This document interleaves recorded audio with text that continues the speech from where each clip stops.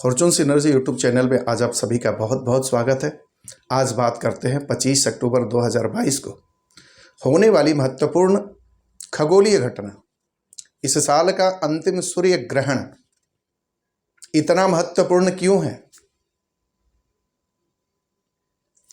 और इसका प्रभाव 12 राशियों पर किस प्रकार पड़ रहा है। जिन राशियों पर नेगेटिव इम्पैक्ट आ रहा है उसको कैसे पॉजिटिव किया जाए और जहां पॉजिटिव है उसको और ज़्यादा बेनिफिट कैसे लिया जाए।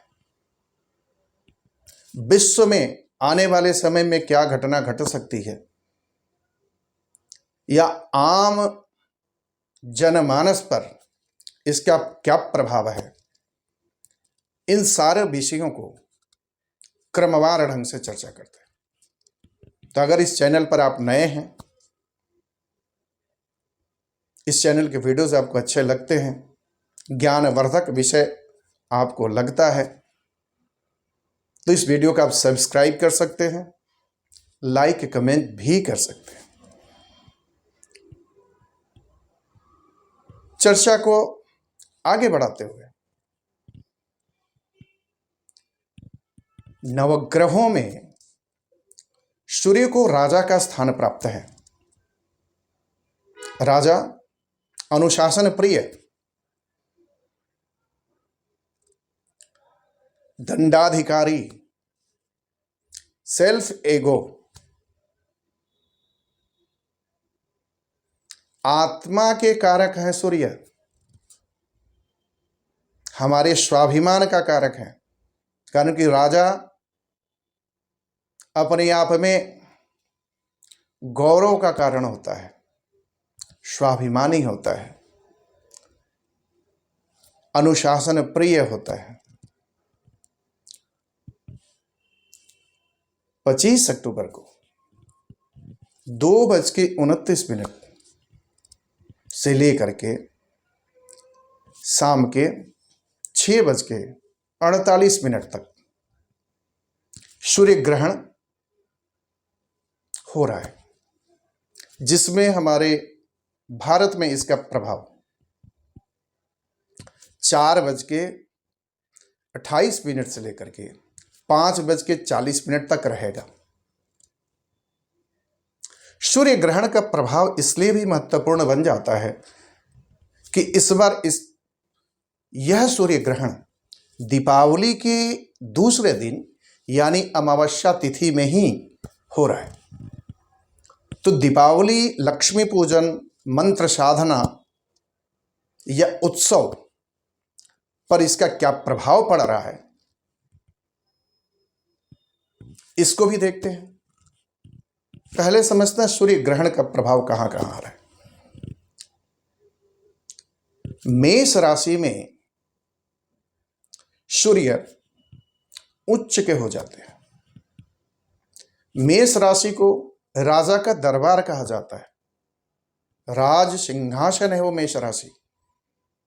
वहां सूर्य नवग्रहों के देवता जो हमारी आत्मा के कारक हैं, हम अपने आत्मा के लेवल पर क्या महसूस करते हैं किसी बात को,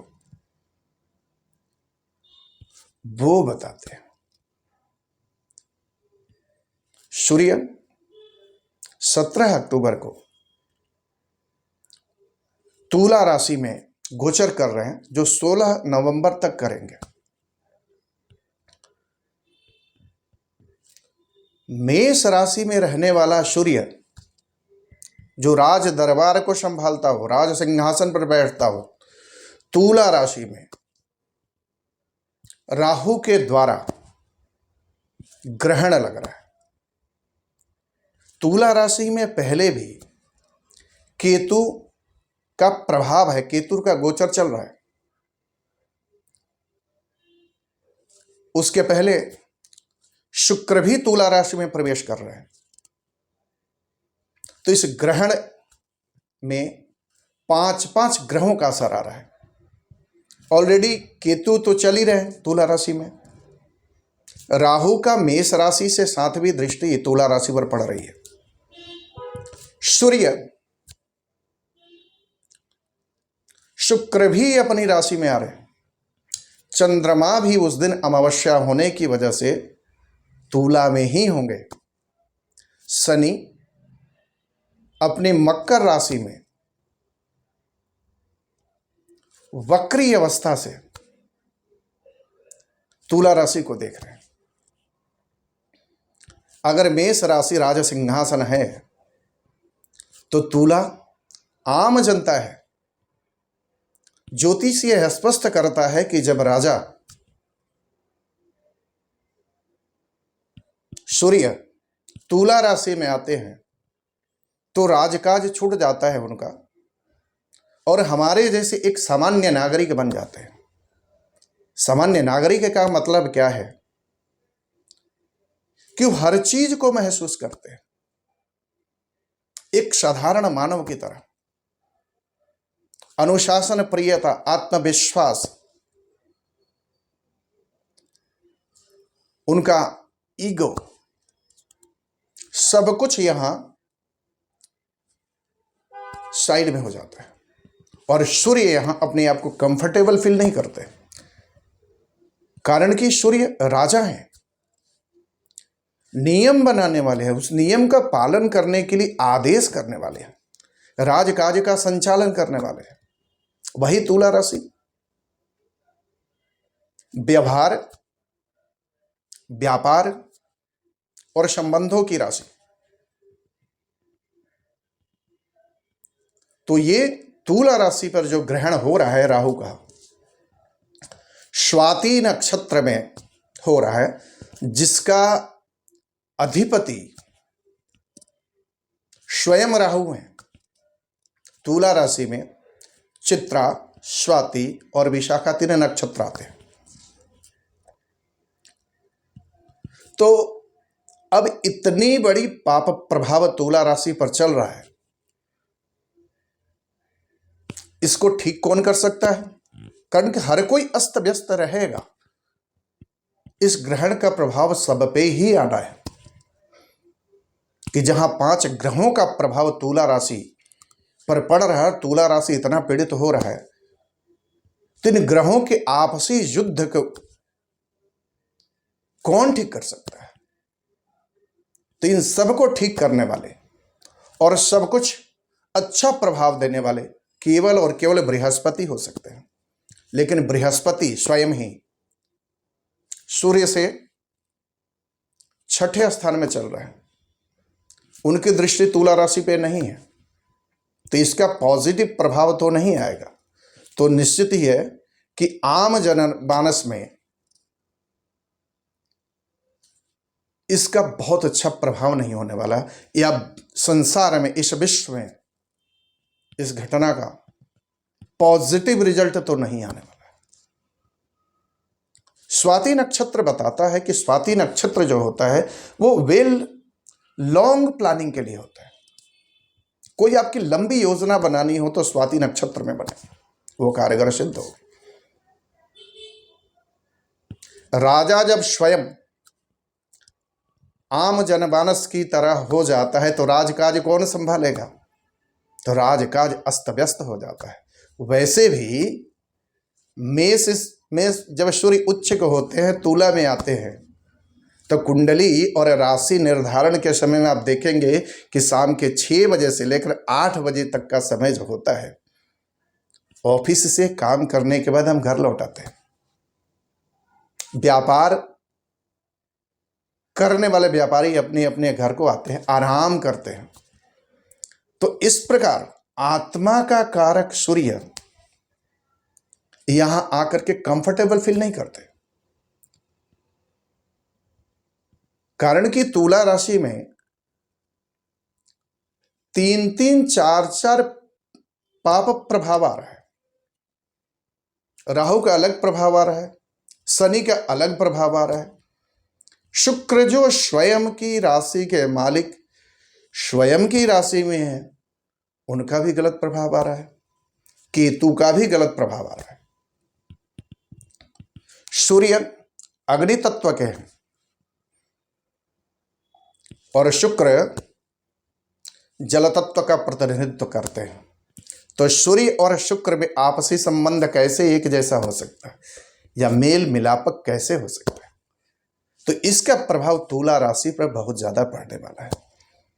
इस ग्रहण का प्रभाव रशिया, यूरोप, साइबेरिया, अफ्रीका और एशिया में पड़ने वाला है।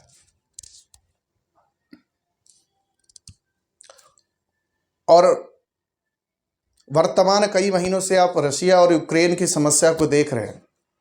अभी भी युद्ध चल रहा है, 7 महीना से ऊपर हो गया। तो इस ग्रहण के पास ये युद्ध और भी खतरनाक होने की स्थिति में है। इस ग्रहण का प्रभाव सरकारी वर्ग पर भी पड़ने वाला है, कारण कि सूर्य सिंह राशि जो है राजा की राशि होती है, सरकारी तंत्र की राशि होती है, और तुला जो होती है व्यापार की राशि होती है। बैलेंस बना के चलना होता है। अगर बैलेंस थोड़ा भी बिगड़ा तो कौन परेशान होगा? आपकी आत्मा, मेरी आत्मा, आपका मन।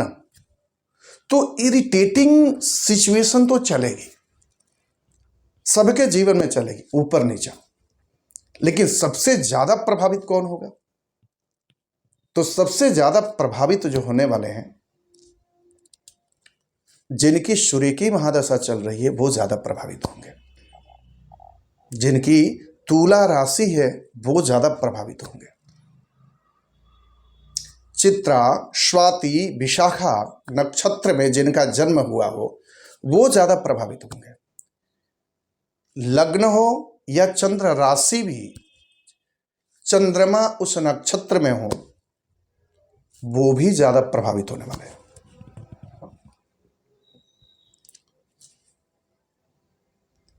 इस देश में राजनैतिक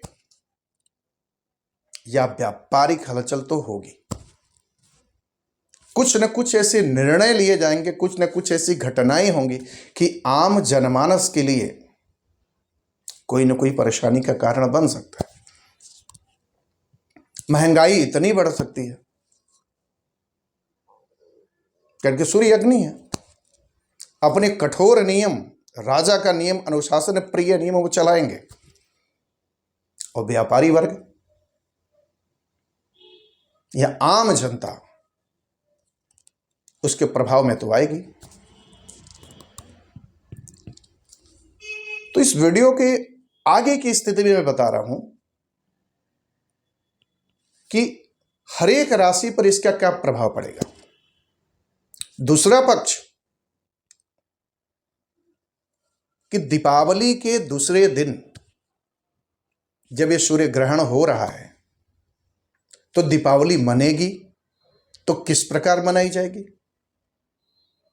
बहुत सारी साधनाएं दीपावली में की जाती है, मंत्र साधनाएं की जाती हैं। मुख्यतः लक्ष्मी पूजा, कुबेर पूजन, ये सब तो होता ही है। इनका प्रभाव क्या आएगा? तो पहले इस पर चर्चा कर लेते हैं, फिर 12 राशियों का प्रभाव देखेंगे। सूर्य ग्रहण में 12 घंटे पहले, जिसको हम ग्रहण वेद कहते हैं या दूसरे आम भाषा में उसको हम सूतक भी कहते हैं, तो 12 घंटा पहले सूतक लग जाएगा। तो अगर हमारे भारत में 4:29 से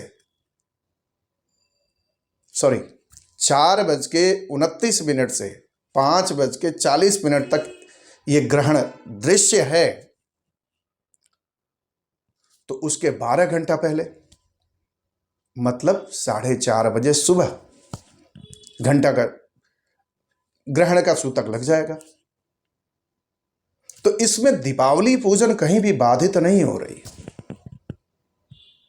मंत्र साधना जो करने वाले हैं वो भी करें, लेकिन एक बात का ध्यान रखना है कि दीपावली पूजन में अक्सर यह होता है कि जब पूजा होती है तो दूसरे दिन बाकी नवग्रह षोडश मातृकाओं का विसर्जन किया जाता है। वो विसर्जन दूसरे दिन न होकर के पहले दिन ही सुबह 2, 2:30, 3 बजे या सिंह लग्न में या उसी लग्न के पूजा करने के बाद उसका विसर्जन हो सकता है।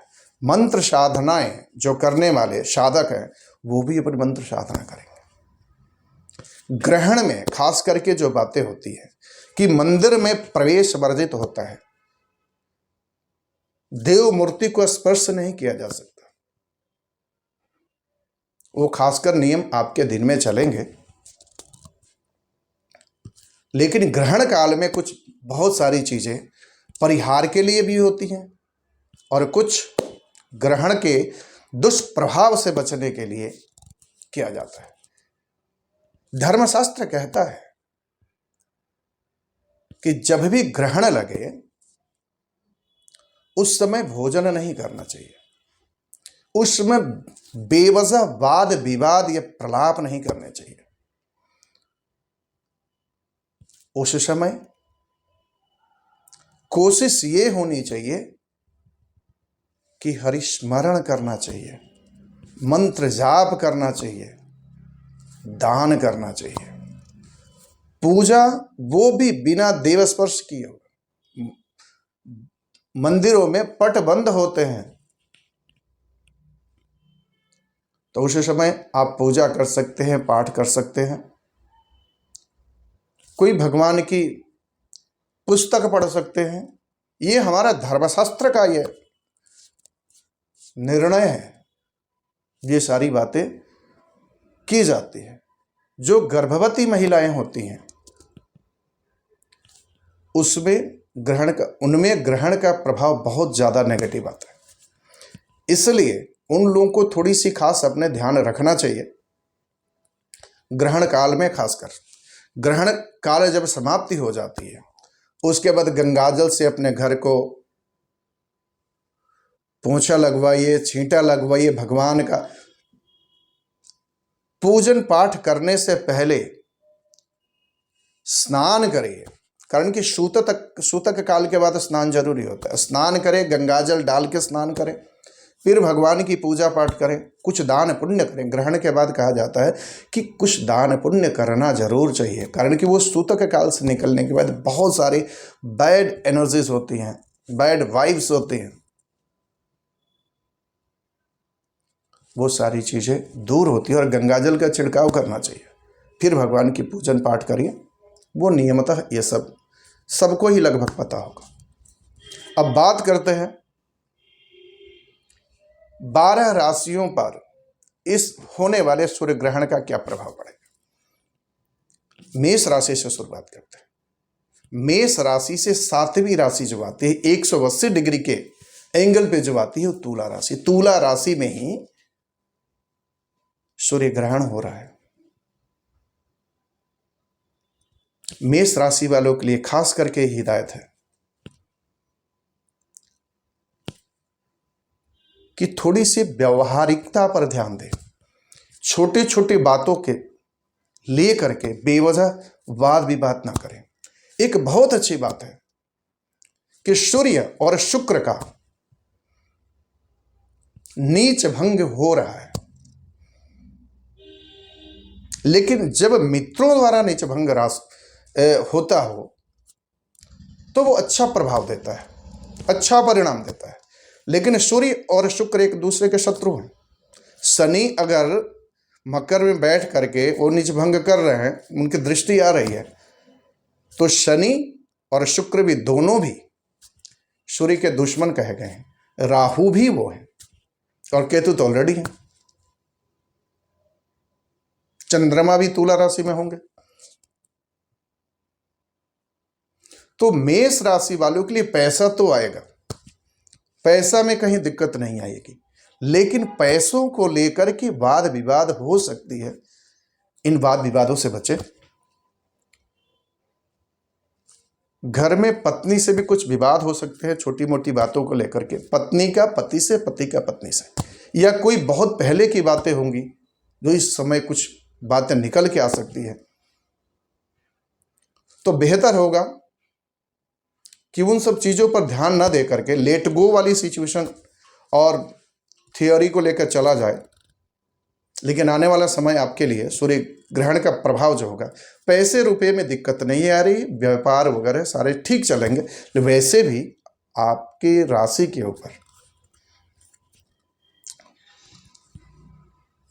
प्रभाव, तुला राशि का अगर देखा जाए, सप्तम दृष्टि देखा जाए तो प्रभाव थोड़ा सा वो रहा है, लेकिन फिर भी ओवरऑल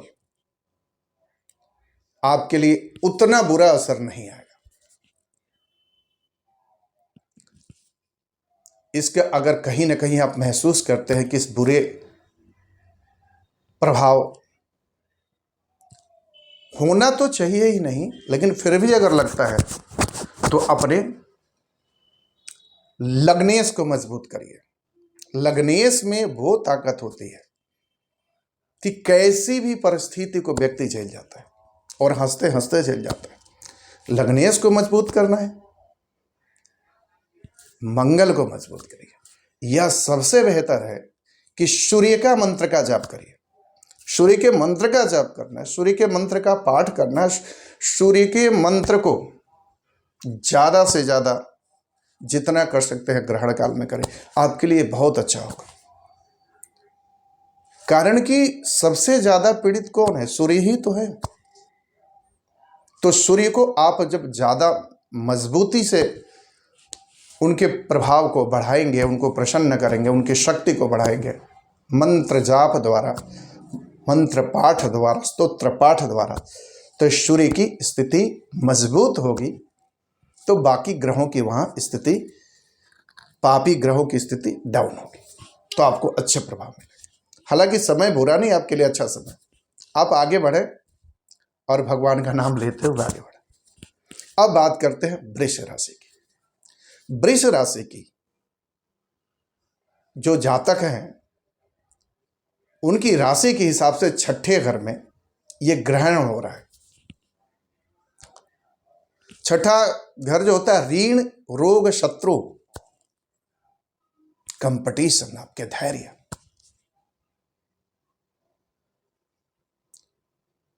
तो शुभ ग्रह जो होते हैं पाप घर में बहुत ज्यादा अच्छा प्रभाव नहीं देते हैं।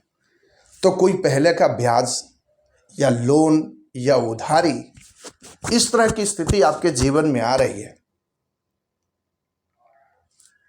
या ग्रहण का प्रभाव आपके जीवन में आएगा, तो आपको करना क्या है? मां लक्ष्मी की कृपा प्राप्ति करनी पड़ेगी। अगर वृष राशि के जो अधिपति होते हैं शुक्र होते हैं, तुला में बैठे हुए, तो परेशानियां आपको महसूस होंगी, लेकिन फाइनली वो परेशानियां छूमंतर हो जाएगी। पॉजिटिव बने रहने का काम है, बाकी ज्यादा मत सोचे। कारण कि अगर तुला भी खराब हो रहा था, वृष भी खराब हो रहा है, तो मानसिक चिंता तो रहेगी, अवसाद तो रहेगा। लेकिन इस परिस्थिति में मानसिक अवसाद और चिंता की परिस्थिति में कोई ऐसा गलत निर्णय नहीं ली जाए जो आने वाला समय आपको और ज्यादा परेशानी का कारण है। तो सूर्य को मजबूत करना है, कारण कि सूर्य आपके इस परिस्थिति में क्या होते हैं, सूर्य आपके चौथे घर के कारक हो जाते हैं। तो सूर्य को मजबूत करना है, और बेहतर होगा शुक्र को मजबूत करिए। ये सब कुछ निकाल लेंगे आप, कोई घबराने की बात नहीं है। अब बात करते हैं मिथुन राशि की। मिथुन राशि के हिसाब से पांचवें घर में यह ग्रहण हो रहा है। थोड़ा सा आपको खास करके ध्यान देना है। आपका व्यवहार भी कुछ इस तरह का होता है, हंसी मजाक करना आपकी बहुत आदत होती है। आप एक बात को अपने तरीके से उसको इंटरप्रेट करते हैं, भले किसी को बुरा लगे अच्छा लगे। तो कभी भी ग्रहण के बाद जो भी बात करें थोड़ी समझदारी से करें, और उस बात की और माहौल की नज़ाकत को समझते हुए करें। कारण कि ऐसी स्थिति हो रही है कि कोई आपको मित्र व्यवहार बढ़ाने के लिए आप आगे बढ़ रहे हैं या आप खुद आगे बढ़ रहे हैं, कोई न कोई इस तरह की बातें आएंगी जो संबंध टूट सकता है और एक तरह बहुत ज़्यादा मेंटल डिप्रेशन भी हो सकता है। प्लस पैसे आने के जोग बन रहे हैं, नए कपड़े के जोग बन रहे हैं, सेलिब्रेशन के पूरे मूड में है। बस थोड़ी सी बातों का ध्यान रखना है। वैसे भी आप किसी चीज को तो सीरियसली लेते भी नहीं है, तो बहुत ज्यादा इस ग्रहण का प्रभाव अपने दिमाग पे लगाना भी नहीं है। थोड़ा सा है कि शनि के ढैया का प्रभाव है, तो कुछ भी शो ऑफ नहीं करना है। शो ऑफ करेंगे तो हथौड़ा लग जाएगा। बस ये ध्यान रखना कि शो ऑफ नहीं करना, जो भी करना है आराम से, शांति से, खुशी पूर्वक, सबको खुश रखना है। वैसे आपकी आदत भी वही है। अब आपको क्या करना है, आपको और बेहतर नतीजे लेने के लिए भगवान विष्णु की पूजा करनी चाहिए, भगवान विष्णु के मंदिर में दर्शन करना चाहिए। ये करिए।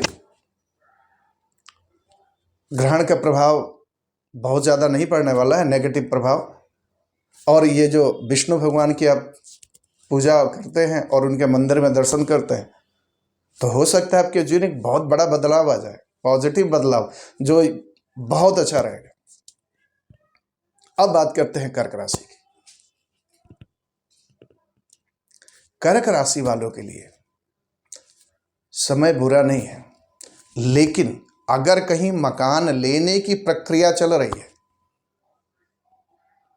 अभी लेना ठीक नहीं है, या कुछ पैसे दे रहे हैं तो भी ठीक नहीं है। कम से कम 15 दिन इंतजार कर लेना सही है, कारण कि सूर्य ग्रहण का प्रभाव 15 दिन तक तो बहुत ही ज्यादा रहता है, उसके बाद प्रभाव नहीं पड़ता।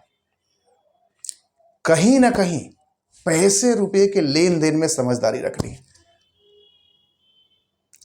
दीपावली के बाद थोड़ा सा ध्यान रखना है।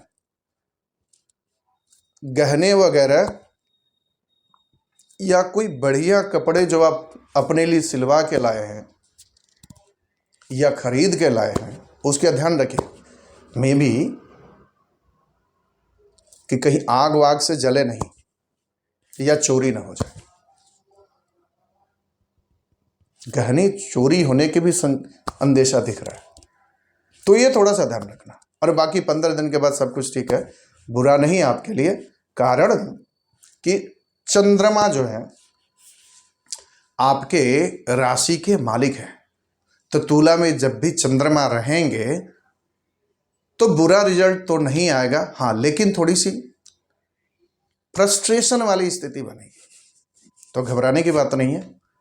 भगवान भोलेनाथ का ध्यान करिए, वैसे ही वही तो बचाते हैं आपको हर परिस्थिति में। भगवान भोले के नाम का, भोले बाबा का नाम लिया करिए और आगे बढ़ा करिए, जिंदगी बहुत अच्छी है।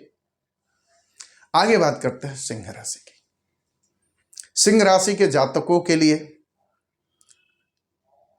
ये ग्रहण का प्रभाव बहुत बुरा नहीं है, लेकिन थोड़ा सा कॉशियसली आगे बढ़ना है। कोई ऐसी गलती नहीं कर दी जाए जो राजदंड का भी कारण बन जाए। रास्ते पर चलते हुए एक्सीडेंट हो जाता है, आपके द्वारा नहीं होता है, किसी और के द्वारा हो जाता है, और एक्सीडेंट करने वाला निकल जाता है और बाद में आपको गलती ठहरा दिया जाता है। तो थोड़ा सा शो ऑफ नहीं करना, और थोड़ी सी अपनी बातों में और अपने व्यवहार में सजगता की बहुत जरूरी है। हो सकता है अभी आने वाले समय में तीर्थ यात्रा का भी आपका योग बन सकता है, या कहीं पैसे रुपये को लेकर के कहीं ना कहीं एक तरह की परेशानी बनी हुई है। ये बहुत बढ़िया चांस है कि वो परेशानी आपकी खत्म होने वाली है, या कहीं पैसा फंसा हुआ है वो भी पैसे निकलने के चांसेस आ रहे हैं, कारण कि ग्रहण का प्रभाव आएगा। तो समय अच्छा। आगे बात करते हैं कन्या राशि की। कन्या राशि के दूसरे घर में, यानी कि जन्म पत्रिका के दूसरे घर में आपका ग्रहण पड़ रहा है। थोड़ा सा कुटुंब, अपने रिलेटिव्स के साथ साथ व्यवहार अच्छा रखें। मेरे कहने का मतलब ये नहीं कि आपके व्यवहार खराब रहता है, लेकिन आने वाले कुछ दिनों में कुछ ऐसी स्थितियां, ये सेलिब्रेशन, ये दीपावली और इसके अलावा जो वो सारे पर्व का टाइम चल रहा है, त्योहारों का टाइम चल रहा है, कुछ ऐसी बातें नहीं निकल जाए आपके मुंह से जिससे आपसी रिश्ते खराब हो जाए, या पैसों का लेन देन भी अगर हो तो उसमें भी थोड़ा बड़ी सजगता से आगे बढ़ने की जरूरत है। वैसे आप सजगता नहीं बरतते हैं, लेकिन अभी का समय है सजगता बरतने की। थोड़ा सा पत्नी से भी संबंध मजबूत रखिए, भरोसा, ट्रस्ट होना चाहिए, और आपसी प्रेम व्यवहार में छोटी छोटी बातों में कलह और क्लेश के वातावरण को दूर रखना चाहिए। बाकी बुरा समय नहीं है, अच्छा है, आप आगे बढ़िए। आगे बात करते हैं तुला राशि। तुला राशि एक ऐसी राशि जो काफ़ी टाइम से परेशान चल रही है, और उस पर ग्रहण, तो थोड़ा सा आपके साथ ये लग रहा है कि कोई ना कोई सरकारी तंत्र से जुड़े हुए अगर व्यक्ति या नौकरी में हैं तो आपको कोई ना कोई परेशानी, कोई ना कोई ऐसा तनाव, मानसिक तनाव या सामाजिक बदनामी का वैसा कोई ना कोई ऐसा चांस दिख सकता है।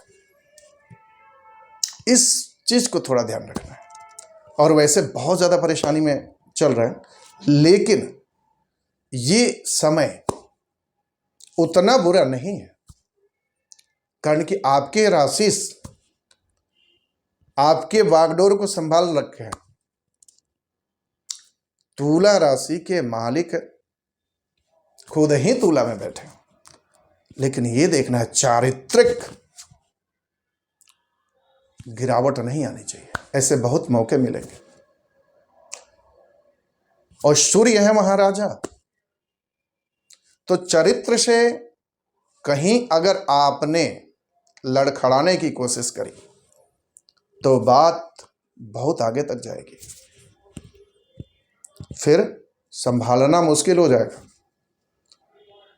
मान प्रतिष्ठा से लेकर के धन, पैसे, रुपये की बहुत बड़ी हानि का संजोग दिख रहा है, तो थोड़ा सा ध्यान रखना है। बस थोड़ा सा आपने ध्यान रख लिया,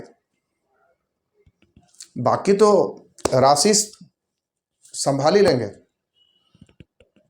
तो समय अच्छा है आपके लिए। वृश्चिक राशि, वृश्चिक राशि के 12वें घर में यह सूर्य ग्रहण पड़ रहा है। ईगो क्लैश बहुत करेगा, आपको लगेगा कि कितनी समझौता की जाए, वैसी घटनाएं आएंगी, लेकिन करना पड़ेगा। आउटस्पोकन नहीं बनना है, थोड़ा सा पेशेंस रखिए। बाहर जाने की अगर प्लानिंग कर रहे थे तो ये कार्य बड़ा जल्दी हो जाएगा, या विदेश में कुछ ना कुछ फंसा हुआ है, कुछ क्लाइंट से पैसे फंसे हुए हैं, या किस तरह की एक कोई जर्नी प्लान कर रहे थे, कोई ट्रेवल प्लान कर रहे थे, हो नहीं पा रहा था, ये गुड न्यूज तो मिलेगा। मतलब मौज मस्ती का समय मिलेगा, सेलिब्रेशन का भरपूर समय मिलेगा, लेकिन अपने आप को पहचानना है। बस लिमिट क्रॉस कभी नहीं करना है। अगर लिमिट क्रॉस हुआ तो परेशानी खुद को ही झेलनी पड़ेगी। बाकी विदेश से कोई भी संबंध और किसी न किसी से आना जाना या कोई ऐसा मैटर जो फंसा हुआ था वो निकल जाएगा, और बाकी समय बहुत अच्छा है। आगे बात करते हैं धनु राशि की। धनु राशि खुद ही 7.5 के अंदर में चल रही है, अंतिम चरण चल रहा है। धनु राशि के लिए ये सूर्य ग्रहण बहुत अच्छा है। धन धान्य पैसे रुपए बहुत अच्छे स्थिति आएगी। व्यवस्थाएं बदलेगी, एक तरह की ट्रांसफॉर्मेशन का है। जो अवसर की आप तलाश कर रहे थे वो अवसर अब तक नहीं मिल रहा था। हालांकि समय बुरा नहीं है, समय पहले से बेहतर हुआ है आपका, लेकिन अब जो एक स्टेप पर चल के रुके हुए थे, अब स्टेप आगे बढ़ना शुरू हो जाएगा। अब इसके बाद समझिए कि आपका ताला पूरी तरह खुल गया है, दरवाजा खुल गया है, यात्रा शुरू करिए, भाग्य का भरपूर साथ मिलेगा। कर्म करिए और कर्म ईमानदारी वाला करिए। कारण धनु राशि है, वैसे आप गलत नहीं करते हैं या गलत होने भी नहीं देते हैं, लेकिन थोड़ी सी मन की सजगता पर ध्यान रखना चाहिए। हर छोटी छोटी बातों में तिल मिलाना बंद करिए, हर छोटी छोटी बातों को दिल से लगाना बंद कर दीजिए। बस आगे बढ़िए, समय आपका इंतजार कर रहा है। आगे बात करते हैं मकर राशि।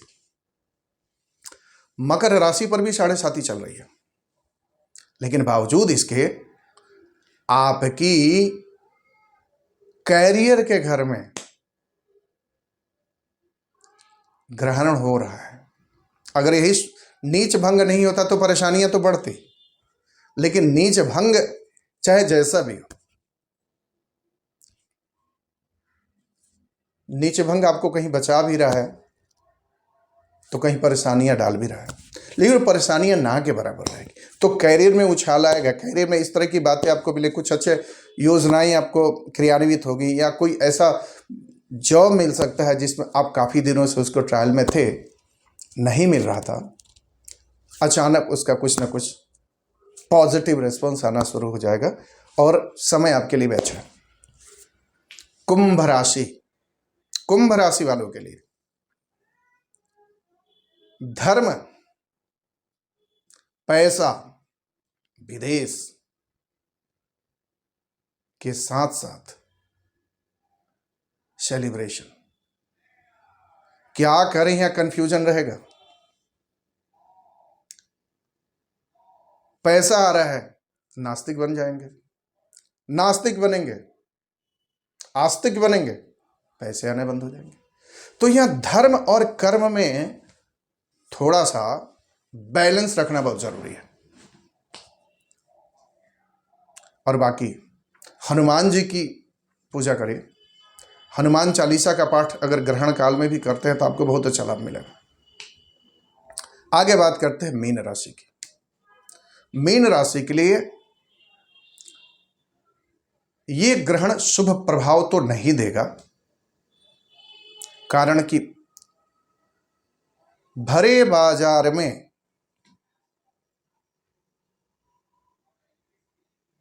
बेइज्जती भी हो सकती है। पैसे रुपये को लेन देन को लेकर के भी इस तरह की बातें आ सकती हैं। पूरा समय टेंशन में रहने का समय दिख रहा है। करना क्या है, सजगता पूर्वक आगे बढ़ना है। कोई भी ऐसा कार्य नहीं करना है कि आने वाला समय में आपको जवाब देना मुश्किल हो जाए। तो इस परिस्थिति में भोलेनाथ की शरण लें, विष्णु की शरण लें, ये आपको रास्ता दिखाएंगे। और कभी भी ध्यान रखें, धर्म, पुरोहित, ब्राह्मण